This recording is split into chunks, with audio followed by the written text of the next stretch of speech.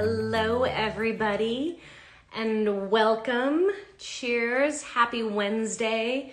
Happy hump day. You've made it halfway through the week. Congratulations. I hope everybody is doing fantastic. I'm really excited about our guest this week. I have not actually met her in person, but I've heard nothing but fantastic things about her, and I'm really excited to hear her story and share her story with you guys. As many of you know, if you've been watching these for the last several months at this point, every week I share a drink with another amazing woman from some area of the automotive industry, trying to kind of touch all of the different areas, and maybe we'll expand to other trades in the future, who knows. But I've got my drink in hand. I've got my Shark Week shark here because the cats have been fighting and I need something to throw at them if they decide to fight mid live stream. So got all of my bases covered. At this point, we are just going to wait for Tiegan, our lovely guest of the week, to join us. And I think she may be trying to join right now. Let's see. I don't see her yet. So hopefully soon. Oh, there she is. All right, let's get Tiegan on here. All right. Thank you, everybody, for your patience. Tiegan will be joining us in just a moment. The wonderful Pink Hair Repair. Hi. Hi, lovely. How are you? I'm good, thank you. How are you? Fantastic. Your hair is back to pink. It's not purple anymore. No, it's gone the whole way back. That was pretty much just from washing it. I knew it would happen eventually. I was digging the purple, I'm not going to lie. I mean, I'm a little bit biased because it's kind of my color. Fair, that's fair. No, it was a happy mistake, that one, because it wasn't meant to be that purple. But then when it turned out, I'm like, oh, I actually really like this. So Nice. it was a very nice mistake. Nice. Meanwhile, I try to get my hair super purple and it doesn't go there. You try to do it Oh by no. accident and it happens. I see how it is. That's cool. That's cool. Whatever. So welcome. Thank you. I'm gonna let you introduce yourself to everybody because I'm sure there's lots of folks who don't know you. Um, who are you and what do you do? Um, Honestly, I'm probably not very good at this, but I'll give it a go. These are the easy questions, Tiegan. Who are you and Just what not do you do? Come on now. not you talking about myself. That's the problem because I don't know where to start. But Gotcha. so my name is Tiegan, also known as Pink Hair Repair. I am originally from Australia. For some people, may be able to tell. I also have some English influences, which also comes through because I will get either "Are you Australian? Are you English?" Pretty much changes between. Because you lived in Um, London too, right? You were, or in England. I lived in England, yeah. I lived Okay. in Salisbury when I was there, which is closer to Stonehenge, Okay. if anyone knows what that is, which is more of a small town. I London was visited nice as there well. when I was 12. I don't Yeah, remember it. I visited once when I was there. It was nice, but it's also just some stones. Yeah. Yeah, pretty much. But yeah, so from Australia, I started doing auto body after I finished high school, which was, see, it's racking my brains for the years now, but I reckon it was must have been 2010. Oh, you're a baby. No, oh, sorry, started 2011, but yes. I am 27 years old. A wee That one.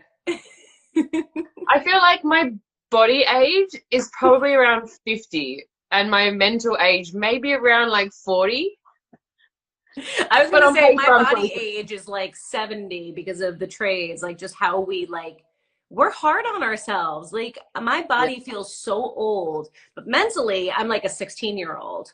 I'm like a 16-year-old boy specifically. It definitely Crude, takes a toll. immature. Oh, that's the most fun way to be though. Yeah. So I started in 20, yeah, so I think it was start of 2011. After high school, I was working just a retail job, kind of like a dollar store kind of place, and thought, oh, I'll have a break from study and from everything and just work this part-time job. and that got really boring. So then I thought, well, what interests me? I like to work with my hands, but didn't really do it in high school because I felt like I wasn't supposed to. And then I grew up, oh, I can do things. So I went, and my cousins love their cars, my Okay. older cousins, and they did a lot of like little modifications and things like that. And I always found it interesting. We go on like car cruises and things. So I was like, oh, I have an interest for that. So maybe I'll see what's there. So I actually started by applying for auto electrical, uh, the auto body, and what's the third one? A diesel mechanic. Okay. And the Wait, auto like body, for schooling or for jobs? oh, like as an apprenticeship. Okay, cool. So like both really, but I also needed to be paid because I was like, I want to move out of home, I want to do this, I want to do that. So Right. it's the only way I would do more study is if there was a pay bracket towards it, because I thought about going to university and stuff, and it just really wasn't for me. I'm not very good at studying. So, and then the auto body one came up first, and I thought, oh, I'll give it a go. And it turned out like to be exactly what I wanted. It just kind of Nice. fell into it. Right. I also don't think I could, sorry, go on. No. Go ahead. Go ahead. I was just gonna say, I don't think I could have done overly well in the diesel mechanic era, because people have told me how like heavy and taxing that kind of work is, and I just don't think I would have had the strength for it. Yeah. I've seen some amazing like little sprites of women who do diesel work, and I'm like, oh my gosh, you are so badass. And at the same time, I So can't impressive. imagine how after like a couple of years of that, even how that must. I mean, I think even on men doing diesel work, like it's hard on your bodies. Like doing what we do is hard on our Yeah, bodies. Like that's a lot. But yeah. definitely. So was that in Australia that you did apprenticeship and that? So did Yeah, they have national certification the way Canada does? like recognized within other countries. No, but Uh, like, do you have to be certified on like a national level? Is there like Canada's really structured in their like like what you get to do technically like on in the trades, and yeah. I was curious if Australia is the same way. You do have to be certified, qualified, but a lot of people try to get around that, or like some employers will like hire people without needing to like see the papers or ask for them. So some people will get away with saying, "Oh yeah, like I can do this, I can do that," but because no one asked to see the papers, people just slide through. But they do try to make sure everyone is certified. But it's a lot stricter here in Canada, I have found, which Yeah. I think is good. You want everyone to be, you want to know everyone knows what they're doing, basically. Yeah. There's a lot of disagreement on that. That was actually one of the things I wanted to ask you, was whether you felt like it was a good thing or not. Because you've now worked in England, you've worked in Australia, you've worked in Canada. Have you worked in any other countries? I think you're the most worldly guest we've had on here as far as work Nice. experience goes. Just those three for now. But the well in England, I didn't I didn't need to transfer my qualification, but I also wasn't planning on staying permanently, so I may have needed to eventually. But here, for it to be significant, I need the red seal. I need to do the transfer over. But I think it's a good thing wanting everyone to be like qualified. But Yeah. I don't agree with the yearly fee. I was Oh. My first workshop I was at when I first got to Canada, I was talking to the tradesman who was teaching me more things, and he was saying that it used to be a fee, but it wasn't too bad every 3 years, Okay. which I thought was okay. And then yeah, now Reasonable. it's yearly, and the price has gone up, and it's just more of Interesting. a seems like a money grab. But I also still don't know the system enough to probably make a Yeah. full judgment. That's interesting. Is it like how expensive is it on a yearly basis? Do you know? Not, I can't remember what he said the yearly fee was. Uh, I think it's still under $100, but I feel like he said for 3 years it used to be like $70, and Oh wow. now it's gone up to maybe like 90 per year. Oh, interesting. I Yeah, like I could have like the figures wrong, but it's like a Yeah. rough ballpark figure. Hillary I, is commenting that it's $120 a year. oh, There we go. Wow. There's more Interesting. than I thought. Okay, but we've gotten off track. So you got your Yeah. start doing auto body, but you do a ton of stuff. You do auto body, you do welding, you do what else do you do? That was all. Well, I've learned a few extra things along the way, but a lot of that was all under my apprenticeship in Australia. We did everything.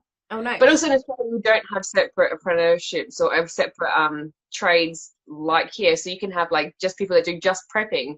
Whereas Okay. Australia, if you're a painter, you're a prepper, you're a polisher, you're everything. There's less categories, I guess. So for Interesting. auto body, which in Australia I'm known as a panel beater, A but I've been panel taught, beater. yeah, I love the term, but I've been taught recently that that's more of an old school term for like the proper metal Hmm. refining work, Yeah. which is also cool. But yeah, I learned welding through trade school as well as on the job. I did remove and refit, like tearing down of cars, and then the repair stages from like small to medium repairs, sometimes larger. Didn't do as much panel replacement. I was very quick at the smaller stuff, so they just kept me going with that. I Yeah. was also at a few shops that were more like kind of like production line based, so Wow. yeah, they found my spot to fit in, and I just kept doing the same thing. So yeah, I can weld, but I wouldn't say it's perfect. Haven't had the practice yet.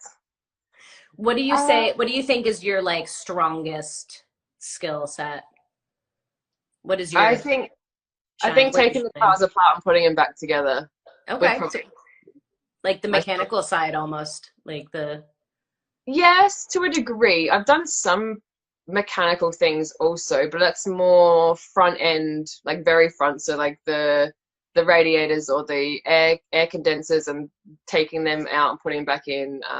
the I things did a that lot get of, destroyed in an accident. yeah, the things that have no hope.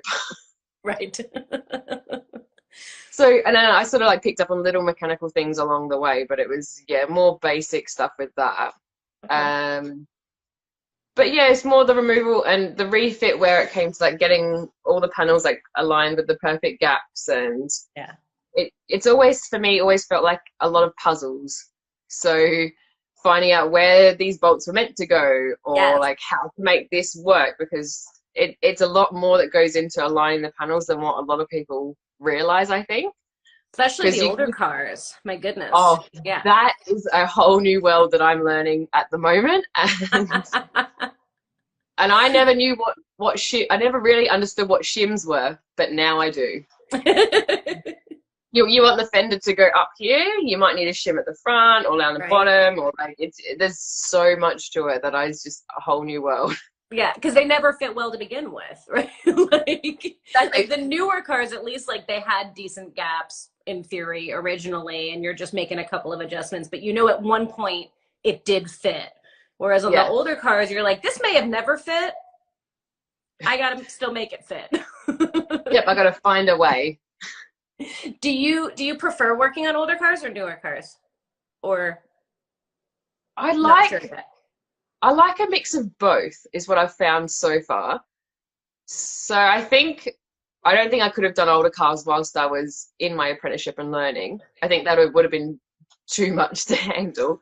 But now that I'm doing it, I do a lot of the older stuff at Ink and Iron, but every now and then we'll have like the smaller jobs come through of the newer stuff from some of the customers. They bring in like their daily car. Hmm. And I like having the change in between, kind of breaks it up a lot more. Yeah. But I'm very much enjoying the older cars. There's a lot more thinking behind it, I feel. And you want to get it perfect because this is someone's like dream car rather than their daily Yeah. driver that they're not that fussed about. So that's definitely I prefer that. It makes me happier to think about that, but doing the job is kind of a different story because the frustration gets to you. Yes. But then when you've accomplished it and you've won, the satisfaction of it is like Oh, it's a feeling like nothing the else. best. Yeah. So somebody asked if it makes you grumpy. Penny Penny Lane, excuse Penny, me. yeah, because she knows it makes me grumpy. I have a grump face that everyone in the workshop knows. I love it. Oh my gosh. So you're working at Ink and Iron now, which for anybody who doesn't know, you have to check out Ink and Iron. It is an all-female body shop, and they do tremendous, tremendous work. Really phenomenally talented folks. How long have you been with Ink and Iron? So I was talking with Hillary about making the move earlier in the year, and it had planned to be, I think, like mid-April, but then over the whole COVID scenario, Yeah. my own work that I was at prior ended up closing for a bit. So then I made the change a bit earlier. So from start of April, I was able to go there because Okay. they were able to stay open through the whole coronavirus thing, which was good for me, for Yeah. them. Indeed. Yes. So yeah, I think it's been 4.5 months, Oh, maybe five, so not very something. long at all. Were No, you but it in? does feel like a lot longer. I know, right? You guys seem like family over there. I cannot wait until all of this settles down and we're free to roam about the world so that I can come visit you guys, maybe hang out and work with you for a little while because it looks like so Oh, much fun there. that would be amazing. It is a lot of fun. Were you We in like to have that. Canada already? Yes, so I had, what are we now, 20? In May of 2019, Mm-hmm. I came over Okay. and I actually got a job pretty much straight away. And I Nice. worked at a company called Del Sol Auto. Okay. And where were we? Kind of like the North York region, but Okay. it was a small shop, family shop. Pretty much all of the guys had worked together for I think close to 20 years, and there was just such a lovely like family kind of environment there too. So That's they awesome. gave me such a beautiful start Nice. and taught me a lot and helped me out so much. But then when I had the offer for Ink and Iron, it was more of like a career Hmm. choice rather than just like needing a job. So I couldn't really Yeah. let up on that opportunity. But yeah, so for the first like I'd say for like the first year-ish, I worked with them, which was really good.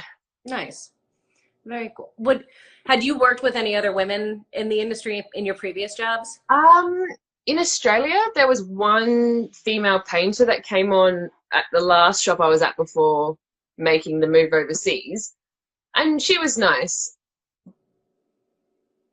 I can't remember. I think she was there after I left, so it might have been in the last couple months or something. But she was still in their apprenticeship as well. I Mm. hadn't met anyone completely qualified in any trade. I never met another auto body girl. At the trade schools, there was one or two girls, like a mechanic and a painter, I think I seen, and they were all older than me too.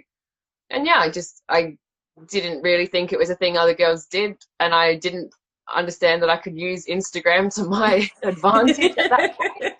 I was just on my own like personal page posting my selfies, and I'm like, that's about Right. it. I come to Canada and realize that there's a whole world of Mhm. auto body girls that I didn't even know about. It's super exciting.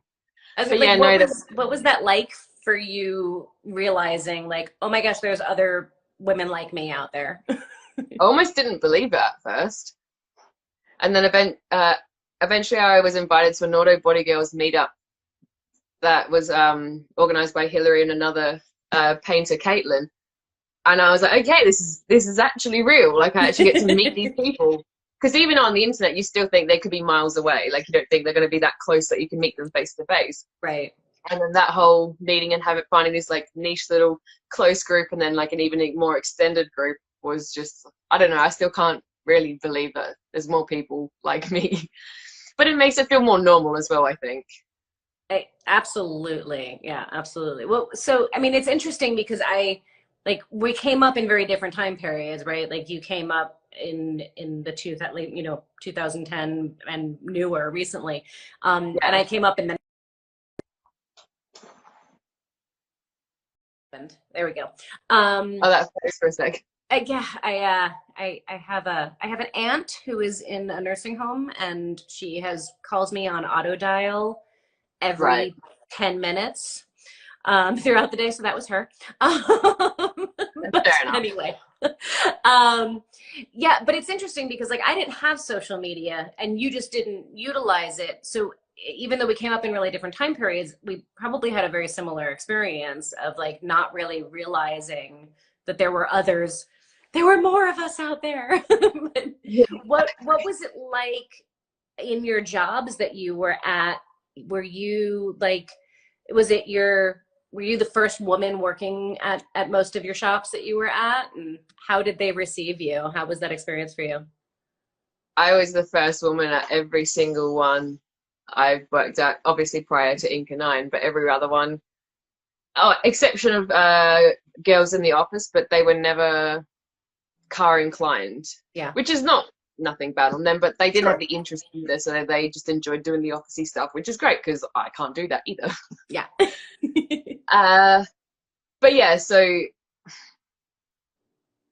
I was the first one. They found it okay. Like I had actually a really good experience. You Nice. get the odd like coworker or two who are a bit of a dick, but also you get that in life too. Like I wasn't expecting much different. Sure. They made sure I could always use like the office bathroom, like the customers one, so it was always like cleaner. I don't know why anyone would ever think about going into a men's bathroom because it looks disgusting. I don't understand that because I feel like men appreciate clean bathrooms too. I don't know why like management Yeah. feels like it's okay to have nasty bathrooms for the men. Like what, men don't deserve a clean space too? Come on. But anyway, I digress. I agree. But yeah, not much else really changed. They pulled down their dirty posters or sometimes they left them up and I was like, honestly, I don't care. I'm not here to change your thing. I'm here to learn. Yeah. But a lot of them, it depended on the age demographic too. My very first shop had a few younger guys, so I got along with them on a friend basis, and then there was a few older guys who I guess some of them could have been like my dad, that kind of age, so they had Right. that kind of approach instead. So it wasn't too Right. bad. It like kind of fit in the dynamics well. Yeah, I never really had a problem. Neither did they. They liked the idea of the opportunity for a girl to start. That's awesome. They never had concerns. A couple times they might have mentioned if like my strength wasn't enough, but they also then just put me to the test. They didn't say, "Oh, you can't do it." It's like, well, we don't know, so you can try. Yeah. But everyone was That's super awesome. helpful if I needed help to like lift the door or move something. Like they would help me straight away. So yeah, I had a really good experience with that. That's fantastic to hear. Every once in a while I speak with a woman who's had like a supportive, awesome, encouraging experience and it renews my faith and makes my heart really happy because I talk to so many women in the industry and so many of them have had negative experiences that when I hear like the really positive, awesome experiences, I'm like, yay. It makes me so happy to hear. Yeah, I want to hear a lot more positive stories too, and I want to be pushing for that for a lot of girls. Like I would love to help the ones that haven't had those good experiences because I feel like that shouldn't be on anyone, really. Do you think, and you may not know the answer to this, but I'm curious, like, do you feel like your positive experience had more to do with the folks that happen to be working at the places that you were at, or with your attitude and how you came into the space, or is it a combination of two, I or reckon something it's a differently? combination of it for sure. I think I had a lot of luck behind me in the particular shops that I worked at. Because I've heard of like other bad shops that were around me. They didn't necessarily have girls working there, but just in general, even the young boys doing their apprenticeships weren't always happy or had a hard time. Right. But I think partly maybe my personality too, even if I didn't have trust in myself before, it was always probably like a part of me. But when I got to, I kind of know it was part of me in the last shop I was at when I was finishing off my apprenticeship, going on to being qualified. Like sometimes if I'm hard at work, I have the resting bitch face. Like there's no like talking to me or trying to like put me off my work. And if I'm like trying to walk from the auto body side down to the paint, I'm like striding. I'm going for something. So they're just like, oh, I just go. Like we're not stopping. Watch out. So unintentionally, I think I helped myself in that regard. Interesting. I think also my dad always taught me and my sisters to be very strong and to hold ourselves well. So I do put a lot of it onto him. I just read Hill's comment. I recently was repairing a truck box and had a very grumpy day. So Oh. Hey, we all have them. We all have them. I I was think so determined to get that job finished. I think you're right, though. It's important for people to hear these positive stories because I think often when we only hear the negative stories, then if we wind up at a negative shop or a bad shop, then we think that that's just the way it is instead of realizing like there are other amazing shops out there. There are Yeah, wonderful people that are going to cheer you on and support you, and that it's not all definitely. negative. I think the negative tends to get the spotlight because it's since the headlines, right? Everybody likes the negative and but it's nice to Yeah, hear more makes it positive. more interesting for people to talk about if it's negative. Like, I don't know why, but people like that more. Right, exactly. I feel like to as much as it's good to try and like have your own confidence and hold yourself well in like the shop scenario, like more advice for other girls is that I don't want to focus on the negative, but I had my bad days. Some days I went home in tears. I had to like talk it out with my boyfriend. I had to at work. Sometimes I have moments to the side, and then came back and did my shit. Like it's not all like sun and roses and rainbows and everything, but Yeah. you can have the moments and also like hold yourself strong even though you know what's going on behind you. Like it's a moving forward thing constantly, whether it's happy, positive, or negative. Like you can always keep pushing forward. I like that. I think thank you for making that point. I think that's powerful. I remember calling my mom when I was in tech school. Like this was way long ago, and she was still not quite come around to the idea of me being a mechanic. And Right. so I called her complaining about a bad day. It was just like one of those days, right, where nothing was working out. I didn't feel welcome. I didn't feel accepted. I felt, all the animosity and all the whatever. And I cried in the bathroom, right? And I Yeah. called my mom and told her about it. And she's like, well, it's not too late. You can always do something different as a career. And I'm like, it was one bad day. Like I had a bad day. I'm going to have a bad day in any career. I'm going to have bad days no matter what I'm doing. And it's, how do you handle that when you have a bad day? It's like, how do you get yourself back up and keep going? Yeah. Well, I think a good way is always to vent about it. Like you said, like you called your mum. Like, it doesn't matter who you talk to, doesn't matter if they don't understand any of the work lingo or anything that you talk about. Like, it's just get it out, and Yeah. that helps you to go forward. Yeah. Right. Like, because when you don't get it out, you're holding on to it, and then it just grows instead of like, okay, I'm Yeah, done. I got it out. I'm done. I can move on now. No. exactly. Like you think you've forgotten about it, but it'll always come back to haunt you if you can't just like let it go and move on. Yeah. No. 100%. So yeah, I'm curious because you've now worked at a number of all male shops, and now you Yes, work at an all female shop. Do you feel like there's a difference? I do, but I made friends with these girls before I started working there. So Ah. I am biased. And also they are fantastic, amazing ladies. So once again, even more biased. I think it's better because we talk about things more. Mm. Or even just using the bathroom, which no one wants to hear about, but you make it fun and lighthearted. Whereas with guys, you're like, oh no, like they can't know I'm going to the bathroom or this or that. Just because in your mind you think you can't say it out loud, but we talk about it like it's nothing. I worry about some of the people that hear us from outside sometimes. Oh, I've worked with Hillary. I know. Exactly.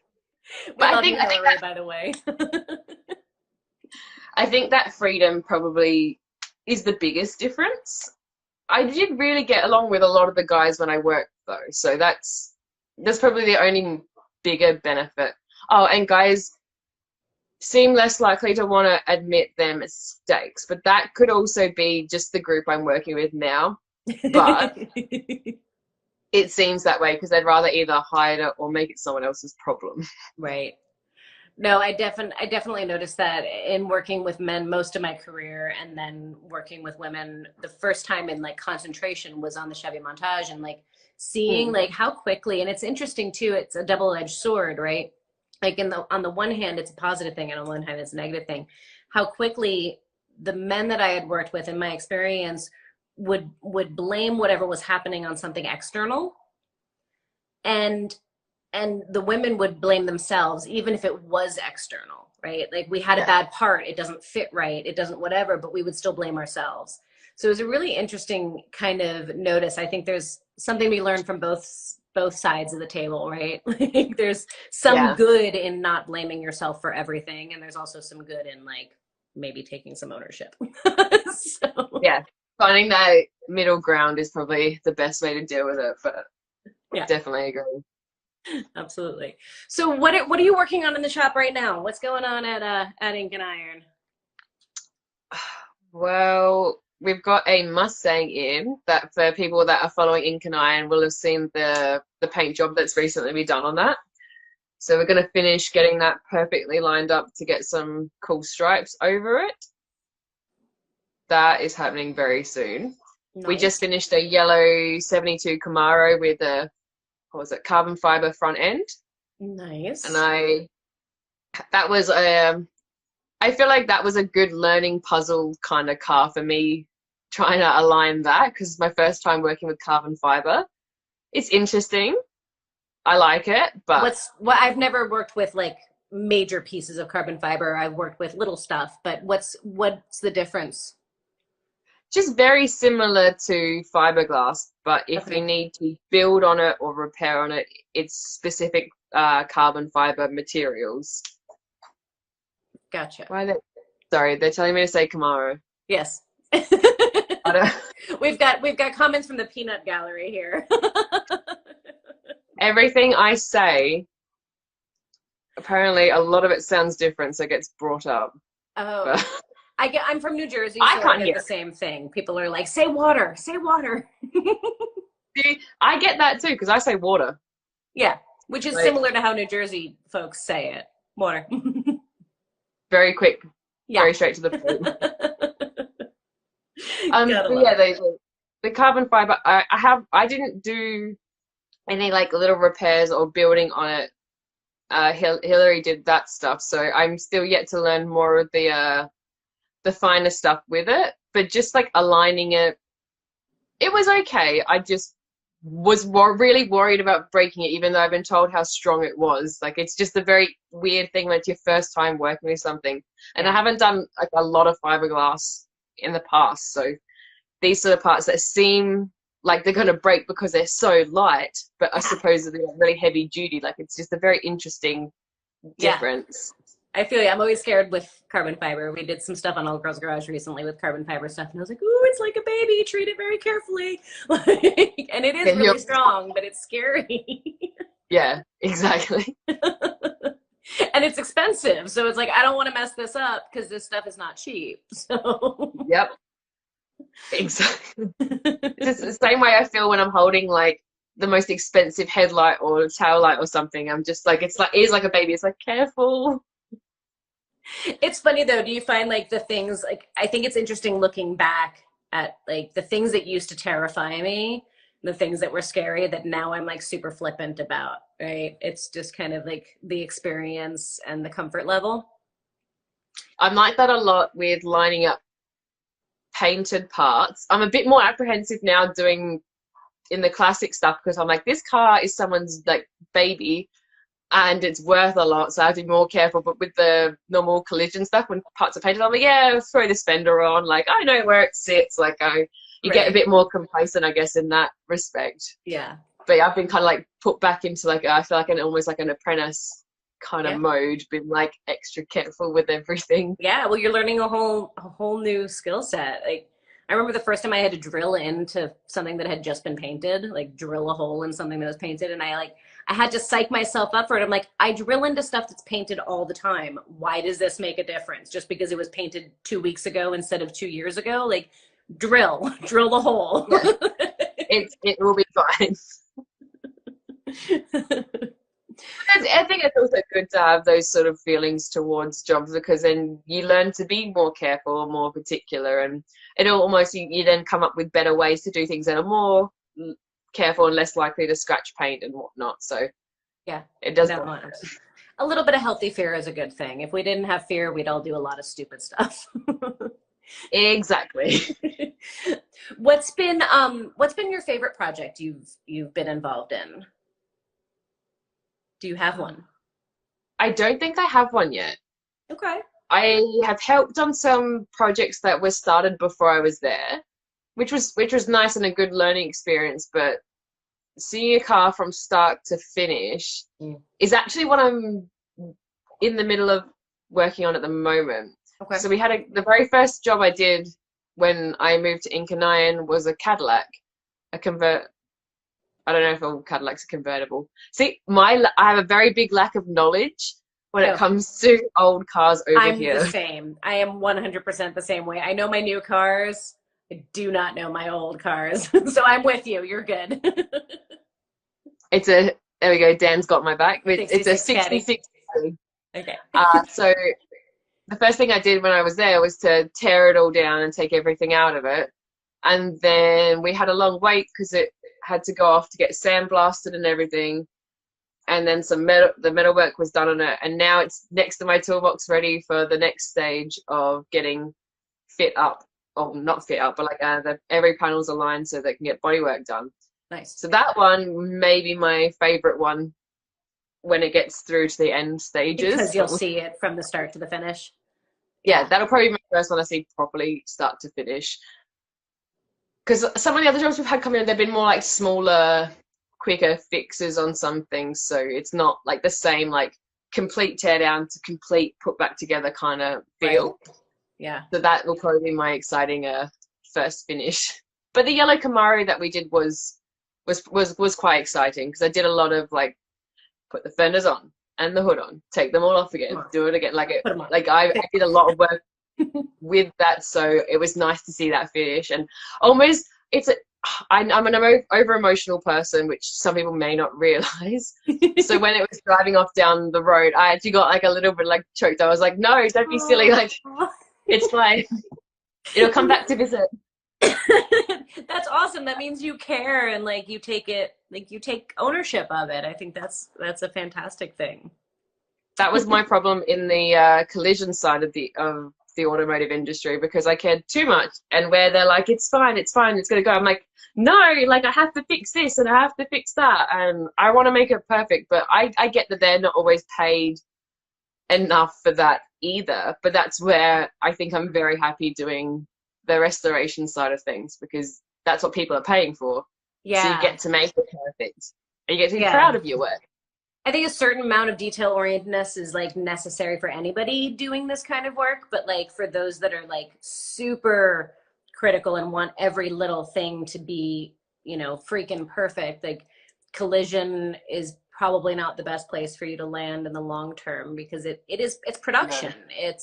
It's pumping them in, pumping them out. And I mean, shoot, cars built new these days they come with orange peel. Like they are not perfect. And so to try to finish it to the level that we often do on restorations, it's like you just don't do that. Right? Yeah. Unless someone worked in maybe like a dealership where they want the best looking new cars to come out as much as possible. But outside of that, I don't think, unless it's an older car, you're not really going to get the same vibe. Yeah, no, absolutely.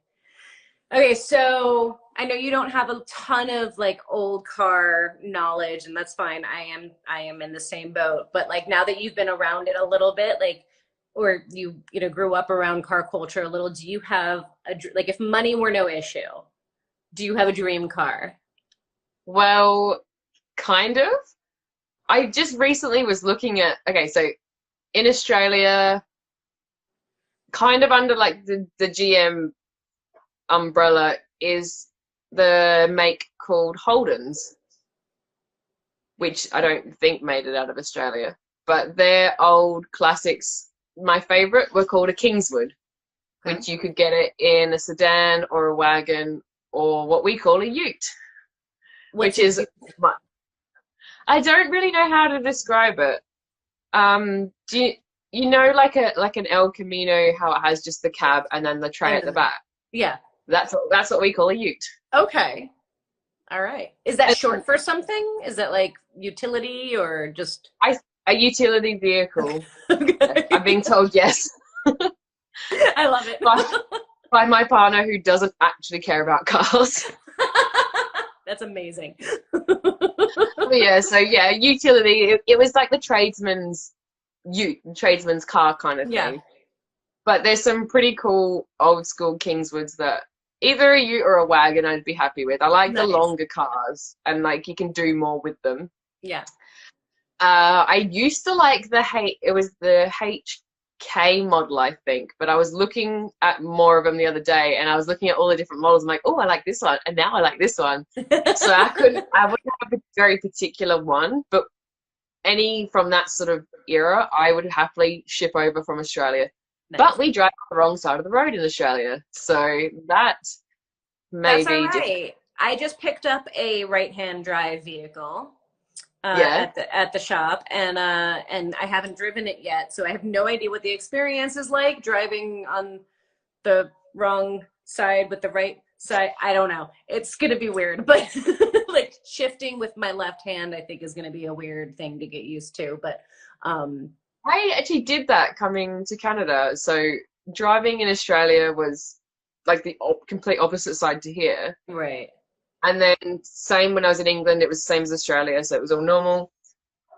I don't drive like manual, like standard very often, but then the first car we had an opportunity to drive here was a standard and it was the opposite side. So that was quite daunting.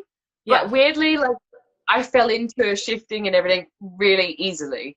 Yeah. It was more just getting my perspective around the vehicle, like getting that used to that because of being on the wrong side. Right.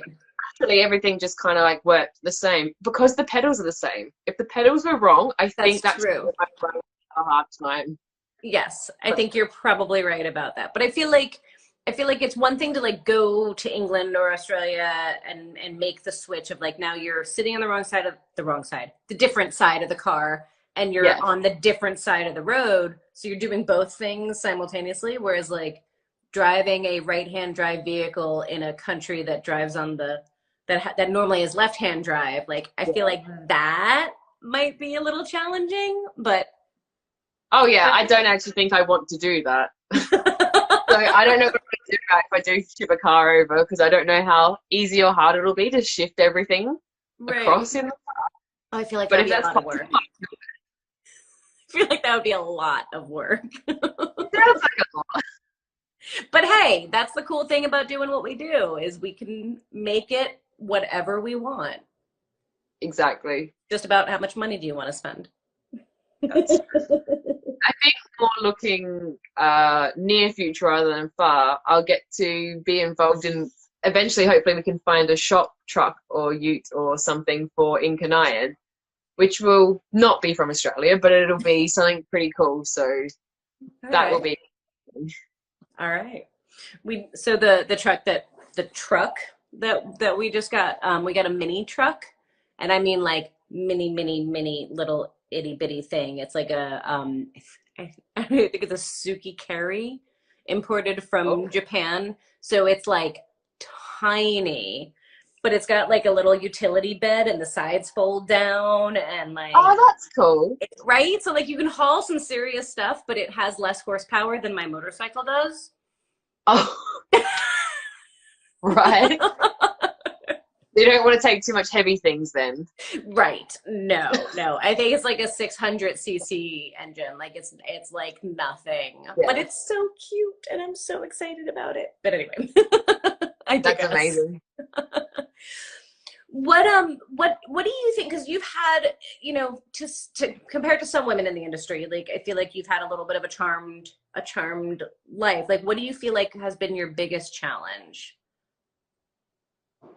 Well, I actually stopped my apprenticeship halfway through because I wouldn't say gave up, but I felt I had a lot of other things pressuring me in like my social life and personal life and everything around it. So after about a year and a half, I think I stopped. and then just went to retail work for a while Oh, wow. whilst dealing with everything else. And then eventually I was working in a gas station, and I just thought to myself, I'm like, this is so shit. Like, this is so boring. Why am I here? I know I like working with my hands. Like, I enjoyed it so much, I just couldn't keep going at that time. And I was like, you know what? Fuck it. Like, if I don't do it, I'm gonna regret it for the rest of my life. And then going through the rest of my apprenticeship, there was a lot of times I was like, I can't do it. I have to stop. So I think the whole apprenticeship itself was probably the biggest challenge, Yeah. actually finishing. Yeah, there was nothing like particular about it. It was just actually getting through the hard days, the hard work. Like, the hot days in summer in Australia were awful. I think I was lucky for one of my shops I was at for 9 months had air conditioner. I know. It was a small shop, luckily, so we shut the doors and the air conditioner was on, and it was Nice. fantastic. Nice. But every other shop, if you're lucky, you got one of the fans, but usually the boys took them, so you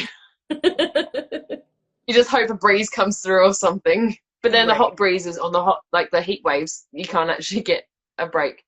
Ugh. How So hot does actually, it no, get? yeah, How hot does it get in Australia in the summer? through a heat wave, you might have a couple of days where consistently low 40s, but it doesn't cool down overnight really either. And then you'll get the rolling blackouts as well because of everyone trying to use their air conditioners. So So that's always fun. we never had the humidity though. So I was from South Australia, which is like lower down, which, yeah, we didn't really have the same humidity. Like, if I was in Queensland, I probably would have had similar experiences to what Toronto's summer is like. Okay. I feel like Australia's was worse if I compare working in the sheds and whatnot. But the humidity here is like quite close to the same level. I didn't realize what humidity does until I got here. Humidity's awful. Crazy. Humidity's awful. Interesting. All right. But yeah, I keep like skirting away from your questions. I don't mean to. No, But yeah, no, pretty no. much my apprenticeship itself was the biggest challenge. That's what we do. We do rabbit holes, like tangents and rabbit holes. Like, that's what we do. It is all good. Shonda just commented. She translated for me because she knows that I didn't know what 40 was. So 104 Fahrenheit. So in Ah. Phoenix, it's like 114 today and humid. So Oh. yeah, it's gross. I mean, we don't normally have humidity in Phoenix, but during the monsoon season, it's the month Oh. Right. where we all question why we live here. Like, we're all like, what were we thinking? But then the rest of the year, it's awesome. So, Makes it a bit easier when it's only 1 month out of the year. I could understand. yes. And But yeah, like, even just having like hotter than what I've experienced just on a regular basis without humidity sounds insane. So yeah, it's gross. It's gross. It's like sitting in your oven normally. It's just disgusting. But so oh yeah. I'm curious your opinion. What do you feel like the biggest challenge facing the industry is, like, as a whole right now? Do you have a thought on that? Well, I guess it has seemed like a dying industry for a while. And from moving to England to moving to here, I got a job instantly. And it's not because I have a best resume in the world, it's because they need people. They need body techs, they need painters. Like, everywhere I go, it's just everyone's looking for someone. All the older generation are slowly moving out of the trade, and there's no incentive really for younger people to move into it. Although I have found here the wage system is a lot better Okay. because you will at least get minimum wage from what I've found. I could be wrong, so no one take this for fact. But you get, like, it's basic kind of minimum wage, and then you're assessed on how much you've learned or how much skill you have. In Australia, there's apprenticeship wages, Ah, which my first year I was paid $7.10 an hour in Australian, which I don't know the conversion rate to the US. but it's probably not What, a whole heck of a lot. we're very close to the Canadian dollar. Okay. So whatever that would be, I because it would be less in US, is that Yeah, right? less in the US. So yeah, not a lot of money. No. But then was a lot worse before my years as well. And no one wants to go and get paid that when they can go work at McDonald's and get paid $15 or $14 an hour instead. So there's no incentive for kids to go into it. Yeah. And it's just no one doing it. I think that's a very hard thing for the industry. I think that's probably worse in Australia, and then I think the UK might actually be the same sort of situation. Like they get paid like an apprenticeship wage, which is lower still. So I feel like it's interesting to me that even though there's differences in how Canada and Australia and the UK and the US, like how we deal with the trades is very different, and yet the similarity across the board is that we're we haven't caught up as far as wages go to be yeah, competitive. And you're right, like we are losing all of the older generation, and the younger generation not only doesn't have incentive, but they have disincentives, right? Like they have things keeping yeah, them from doing it. And so it's interesting to me that that like crosses all of the countries. Like it is consistent. It's good news for people who are wanting to go into the trades, because you can get a job wherever, like you said, right? Like yeah. you can We're go very lucky. anywhere.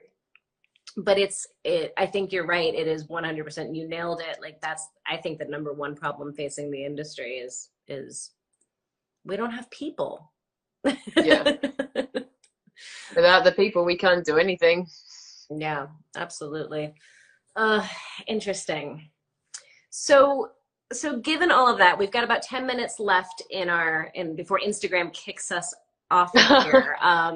What are your words of advice to the next generation? Somebody who, like you, maybe didn't grow up around cars or working with their hands, but kind of like knew they had an interest, knew they liked working with their hands. Like, what are your words of advice to them? I think to begin with, just try whatever you can.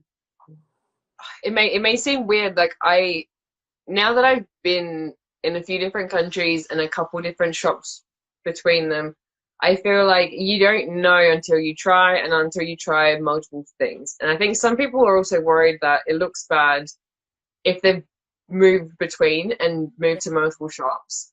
And I hope that's not what employers see as a bad thing, because that is also learning and growth. And you're not going to know what you want or what you can do until you do that. Like I was very lucky that my early shops, what they had me doing was what I actually enjoyed. But I've heard a lot of stories from a lot of people that like they never did what they wanted. Like sometimes they had some people at trade school said for like even into their end of their second year, they were still sweeping the floors. And I understand that that's an important part, but if you're only sweeping floors, Right. then you need to move on. Like someone's got to teach you something basic. Like you can't do Yes. that for your whole life.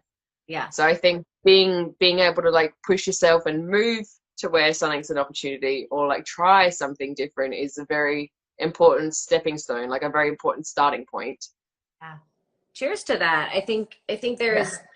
is 100% like people like we're told don't change jobs too frequently or don't move too fast. And like I think you're 100% right. Like try a lot of different things, but try a lot of different places and don't get stuck in that, because it's not a bad thing. And I think when you interview, it kind of comes down to selling it to the person you're interviewing with. Like, why did you change jobs often? Yeah. Well, I was learning something in each of these places, and kind of framing that a little bit better. But I think that is 100% fantastic advice. Try it But all, emphasize. also it's a good thing on top of that too, if you do feel the need to move and try different things and find what's right for you, try not to burn your bridges. You, especially considering if they've hired you in the first place, they've given you a chance. They've done something in the right direction, unless they've treated you really poorly, and I don't condone that. Totally. But if they have given you an opportunity, thank them, appreciate that, and tell them I need to try something else, and then move on. Like, you're not going to help yourself if everyone hates you for the way you left. Like, it's never gonna benefit you as a Totally. person, is it? Oh God, that is so important. And our industry is so small. Like it is so small. Everybody knows everybody. Yes, the automotive industry is a tiny, tiny world, and I think that's true in any industry. Like, don't burn bridges if you don't have to. Like, it's just a smart thing. Then that doesn't mean like that you should put up with bad behavior, but it means you can leave without burning bridges. Like, Yeah, it's possible because you never know when that's gonna come back around again, and you're gonna go and interview for that dude's best friend or like brother yeah. or whatever. Right? Like, and they know like everybody knows each other. We all know each You'll other. find like so many employees on different shops will know each other through the car scene in general. Like some people like to go do their cruises or their burnouts or like whatever. Like somebody knows somebody who knows that person who knows your boss. Like it's a complete circle always. Yeah. Yeah. Absolutely. Absolutely. Oh my goodness. All right, we've got 5 more minutes. 5 more minutes before Instagram kicks us off. So first of all, is there anything else that you would like to share with the world while we're here? Anything we should know about the amazing pink hair repair, otherwise known as Tiegan Alysse? Am I pronouncing that right? You are, but that is my middle name. Oh. Okay. When I was in high school, it was a thing that you changed it and you had your middle name, not your last name. Okay. So I never changed it. My last name is boring and it's Graham. That's what most people don't know. Oh, I almost missed it. I would have been in so much trouble. So I am making a shout out to our beautiful, most amazing shop dog, Kitty. For anyone who hasn't seen through the Ink and Iron page, she is the sweetest soul. And also, everybody go to the Ink and Iron page and let us know if we should make a Instagram account for Kitty herself, because we thought about that. Yes, just the fact that you have a dog named Kitty makes me so happy. And absolutely. Yes. Tell everybody where they can find you and follow you and support you and all of the rest of that good stuff. Right. So if anyone hasn't seen from the things that were shared on the stories earlier, you can find me at Pink Hair Repair on Instagram. And also I am helping amongst the Ink and Iron page. So Ink and Iron Auto, not and, just the letter N is to find that.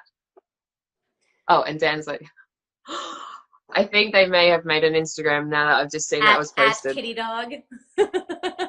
Yes.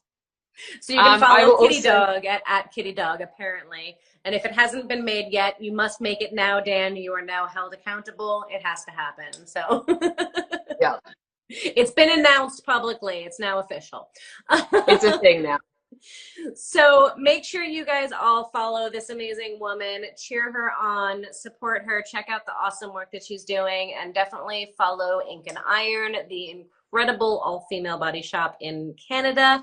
And we are getting the notification that they are booting us in 2 minutes. So thank you so very much. It is so good to virtually meet you. One of these days we will meet in person. And until hopefully then, very soon. Yes. Cheers, my dear. Cheers. Thank you for having me. I really appreciate it. Absolutely. Be good. Bye, guys. Bye.